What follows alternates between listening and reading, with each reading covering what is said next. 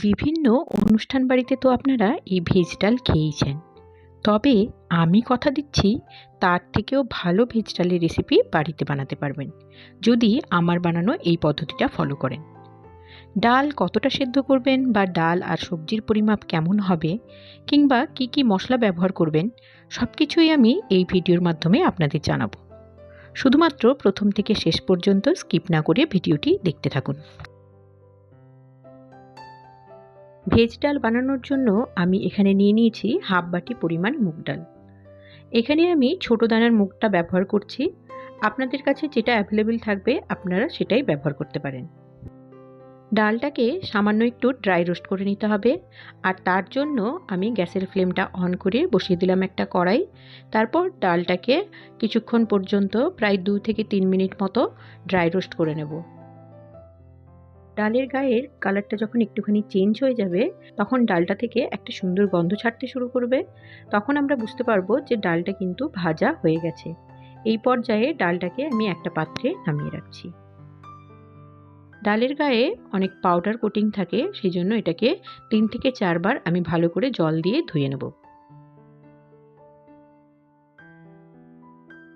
এরপর গ্যাসের ফ্লেমটা আবারও অন করে আমি একটা প্রেসার কুকার বসিয়ে দিলাম। এবার ডালটা এর মধ্যে দিয়ে দিচ্ছি। এখন পরিমাণ মতো জল দিয়ে আমি এটাকে সেদ্ধ হতে দেব প্রায় 2 সিটি পর্যন্ত। এখানে আমি হাফ বাটি ডালের জন্য প্রায় 2.5 বাটি মতো জল ব্যবহার করলাম। পরে যদি জলের প্রয়োজন হয় সেটা আমরা পরে অ্যাডজাস্ট করে নেব। ডালটা যাতে গলে না যায় সেটা আমাদের মাথায় রাখতে হবে। খুব বেশি গলে গেলে ডালের টেস্টটা খুব একটা ভালো হবে না। ডালটা যতক্ষণ সেদ্ধ হচ্ছে ততক্ষণ আমরা এখানে কিছু সবজি রেডি করে নিচ্ছি। সবজির মধ্যে আমি এখানে নিয়েছি গাজর, মটরশুঁটি, আলু, বিনস আর ফুলকপি। এখানে ফুলকপি বাদে সবগুলোই আমি কিন্তু হাফ বাটি করে নেওয়ার চেষ্টা করেছি, মানে যতটা পরিমাণ ডাল নিয়েছি ততটা পরিমাণ করেই কিন্তু একটা সবজি কেটে নিয়েছি। ফুলকপিটা একটু বেশি আছে, কারণ ফুলকপিটা কিন্তু ডালের মধ্যে খুব বেশি ভালো লাগে, তাই একটুখানি বেশি দিয়েছি। এরপর একটা মিডিয়াম সাইজের পেঁয়াজকে কেটে রেখেছি, আর তার সাথে একটা মিডিয়াম সাইজের টমেটোকেও কুচি করে রেখেছি। আর একটুখানি আদা, মানে হচ্ছে 1 চামচ মতো আদা গ্রেট করে রেখেছি। আপনারা এটা আদা বাটাও কিন্তু ব্যবহার করতে পারেন। গ্যাসের ফ্লেমটা অন করে বসিয়ে দিয়েছি কড়াই। কড়াইতে দিয়ে দিয়েছি 2.5 টেবিল স্পুন পরিমাণ সর্ষের তেল। এই রান্নাটা কিন্তু সর্ষের তেলেই করবেন, এতে টেস্টটা অনেক বেশি ভালো হয়। তেলটা গরম হয়ে গেলে আমি এখানে কতগুলো গোটা গরম মশলা ব্যবহার করছি। দিয়ে দিলাম একটা শুকনো লঙ্কা আর একটা তেজপাতা। তারপর হাফ চামচ মতো জিরে দিলাম। তারপর সব কিছু ভালো করে নেড়েচেড়ে নিয়ে যখন একটা সুন্দর গন্ধ ছাড়তে শুরু করবে তখন দিয়ে দিলাম কেটে রাখা পেঁয়াজ। পেঁয়াজটা দেওয়ার পর এটাকে কিছুক্ষণ ভেজে নিতে হবে, যতক্ষণ না পেঁয়াজের কালারটা চেঞ্জ হয়ে যায়। যতক্ষণ পেঁয়াজটা ভাজা হচ্ছে ততক্ষণে আমরা প্রেসার কুকারটা খুলে একবার ডালটা চেক করে নিচ্ছি। দেখুন ডালটা কিন্তু পুরোটা গলে যায়নি, একটুখানি গোটা গোটা আছে, কিন্তু ডালটা খুব ভালোভাবে সেদ্ধ হয়ে গেছে। আমরা একটা হাতা দিয়ে ডালটাকে একটুখানি ম্যাশ করে নেওয়ার চেষ্টা করব, খুব বেশি করার কিন্তু কোনো প্রয়োজন নেই। ডালটা এরকম থাকলেই কিন্তু এর টেস্টটা সবচেয়ে বেশি ভালো আসে। এবার আমি এটাকে সরিয়ে রাখছি। এদিকে আমাদের পেঁয়াজটা কিন্তু ভাজা হয়ে গেছে। এইরকমভাবে পেঁয়াজটাকেই কিন্তু আমরা রেখে দেবো।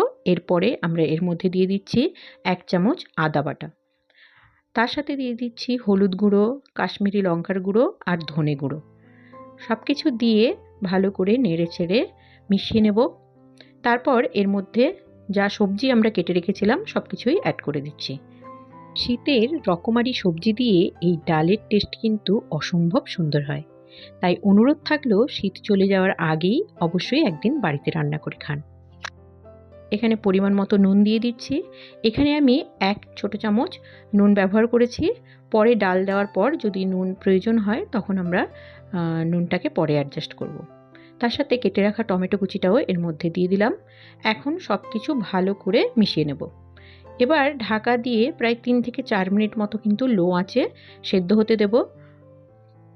এখানে সবজিগুলোকে প্রায় 50% মতো সেদ্ধ করে নিতে হবে, খুব বেশি সেদ্ধ করার প্রয়োজন নেই, কারণ এই ডালটাতে সবজিগুলো কিন্তু একটু ক্রাঞ্চি ভাব থাকবে, মানে একটু গোটা গোটা থাকবে। পুরো গলে গেলে এটা কিন্তু খেতে ভালো লাগবে না। দেখুন এখানে সবজিগুলো কিন্তু প্রায় 50% মতো সেদ্ধ হয়ে গেছে। এখন সেদ্ধ করে রাখা ডালটা এর মধ্যে আমি অ্যাড করে দিচ্ছি।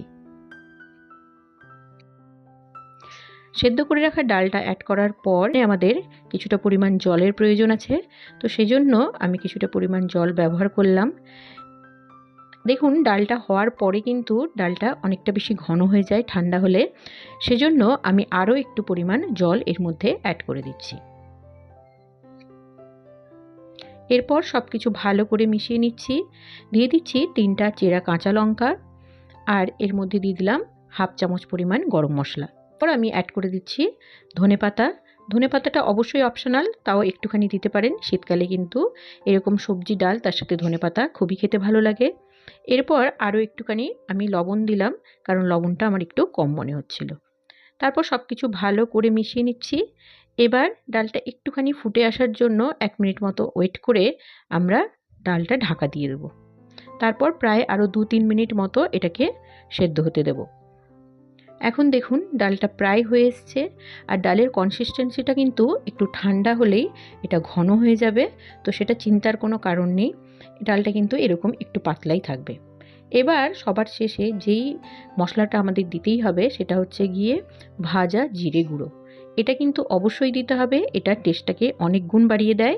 এখানে হাফ চামচ পরিমাণ আমি ভাজা জিরে গুঁড়ো ব্যবহার করেছি, তার সাথে ব্যবহার করেছি হাফ চামচ পরিমাণ ঘি। এই দুটো লাস্টে অবশ্যই অ্যাড করার চেষ্টা করবেন, এতে কিন্তু টেস্ট অনেক বেশি ভালো আসে। আর তার সাথে একটুখানি অ্যাড করেছি কসুরি মেথি। কসুরি মেথিকে আমি একটু ড্রাই রোস্ট করে গুঁড়ো করে নিয়েছিলাম, এটাও হাফ চামচ পরিমাণ এর মধ্যে অ্যাড করলাম। আর সবশেষে আমি এইখানে একটুখানি দিয়ে দিচ্ছি চিনি। এটা কিন্তু টেস্টটাকে খুব ভালোভাবে অ্যাডজাস্ট করে, তো চিনিটা অবশ্যই এর মধ্যে অ্যাড করার চেষ্টা করবেন। এখন দেখুন আমাদের আজকের রেসিপি কিন্তু একদম রেডি। ভাত, রুটি কিংবা পরোটার সাথে আপনারা এই ডালটা অনায়াসে খেতে পারেন, অসম্ভব সুন্দর খেতে হয়। অবশ্যই বাড়িতে একদিন বানিয়ে দেখুন, আর কেমন লাগলো আমাকে অবশ্যই কমেন্ট করে জানান। আর যদি ভালো লাগে তাহলে অবশ্যই একটা লাইক এবং শেয়ার করে দিন, আর চ্যানেলটিকে সাবস্ক্রাইব করে পাশে থাকা বেল আইকনটি প্রেস করে রাখুন। নমস্কার।